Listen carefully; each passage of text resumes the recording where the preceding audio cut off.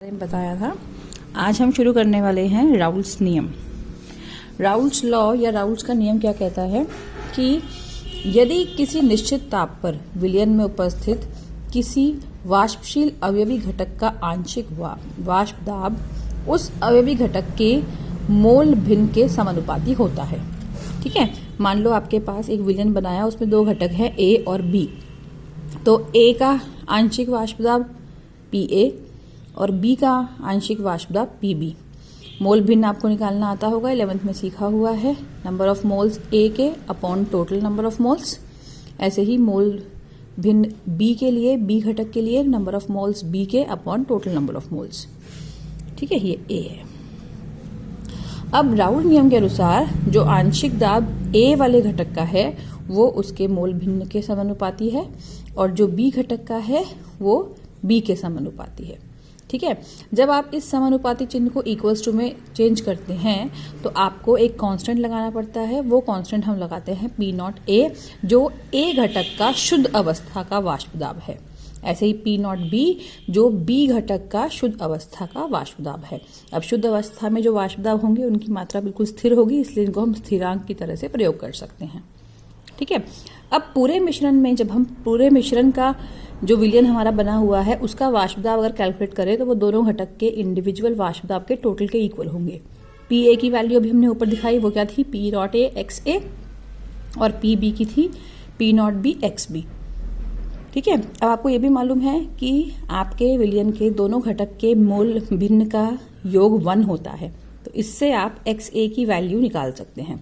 और जब इसको वहां पर एडजस्ट करेंगे तो आपके पास पूरी इक्वेशन सॉल्व होकर इस तरह से आएगी। ठीक है, तो ये बन जाता है राउल्स नियम के अनुसार किसी भी विलयन के वाष्प दाब का रिलेशन। तो उसने क्या कहा था, फिर से एक बार मैं रिपीट करती हूँ कि किसी निश्चित दाब पर विलयन पे उपस्थित किसी वाष्पशील अवयवी घटक का वाष्प दाब आंशिक वाष्प दाब उस अवयवी घटक के मोल भिन्न के समानुपाती होता है। ठीक है, इसको अगर हम राउल्स नियम को ग्राफिकली रिप्रेजेंट करते हैं, ये बहुत इंपॉर्टेंट ग्राफ है, तो वो इस तरह का बनेगा। आपके पास देखो, इस साइड हमने पी नॉट ए है हमारे पास अवयव ए का शुद्ध अवस्था में वाष्प दाब।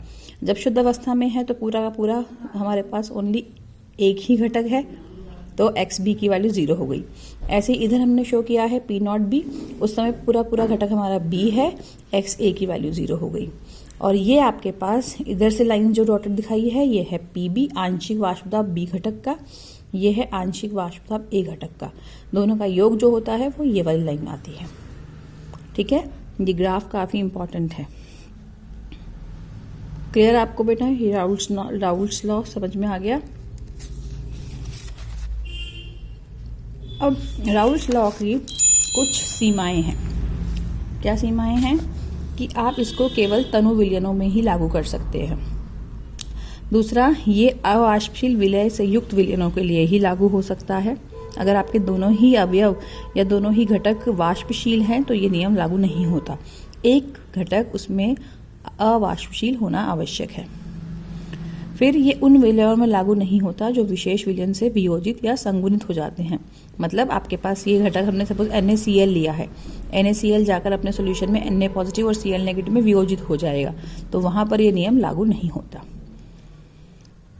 ठीक है, अब जितने भी विलयन वाष्प दाब राउल्स लॉ को फॉलो करते हैं वो होते हैं हमारे आदर्श विलयन, और जो फॉलो नहीं करते वो अनादर्श विलयन। तो आदर्श विलयन, जो भी विलयन राउल्स नियम को फॉलो करेंगे वो होते हैं आदर्श, और जो फॉलो नहीं करेंगे वो होते हैं अनादर्श। अनादर्श विलयनों को हमने 2 प्रकार में डिवाइड किया हुआ है।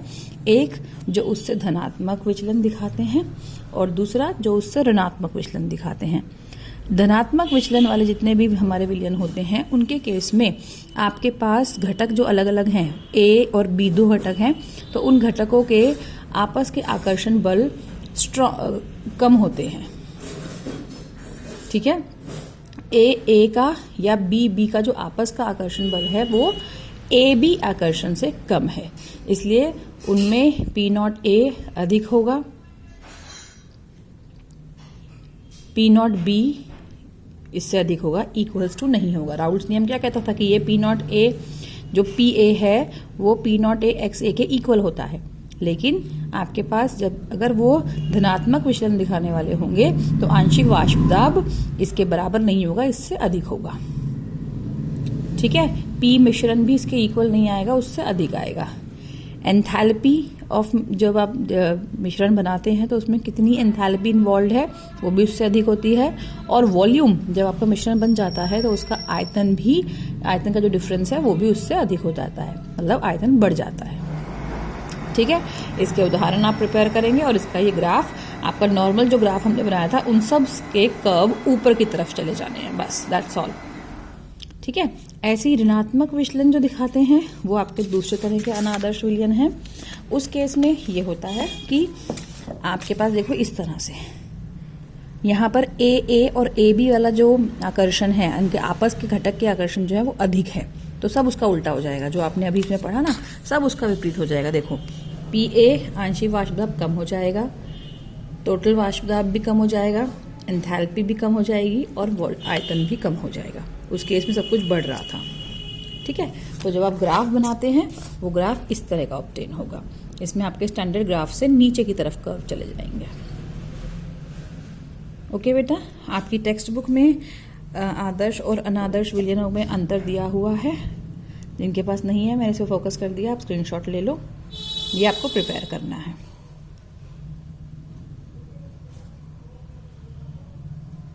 ओके, अब यहाँ पर आपका राउल्स नियम खत्म हो जाता है। आज इसको सब लोग वीडियो देखने के बाद अपनी टेक्स्ट बुक में से चेक पॉइंट 3.4 इसको स्टडी करेंगे। इसके क्वेश्चंस, कुछ प्रॉब्लम्स होंगी तो मुझसे पूछेंगे, नहीं तो इनके क्वेश्चंस आप प्रैक्टिस करेंगे। ठीक है, चेक पॉइंट 3.4 पे मैंने फोकस कर दिया है। जिनके पास टेक्स्ट बुक नहीं है बेटा वो स्क्रीनशॉट ले लो। बस आज की क्लास आपकी, आज की जो ये वीडियो है राउल्स लॉ की, वो यहीं पे मैं एंड कर रही हूँ। ठीक है, फिर नेक्स्ट टॉपिक हम क्लास में डिस्कस करते हैं।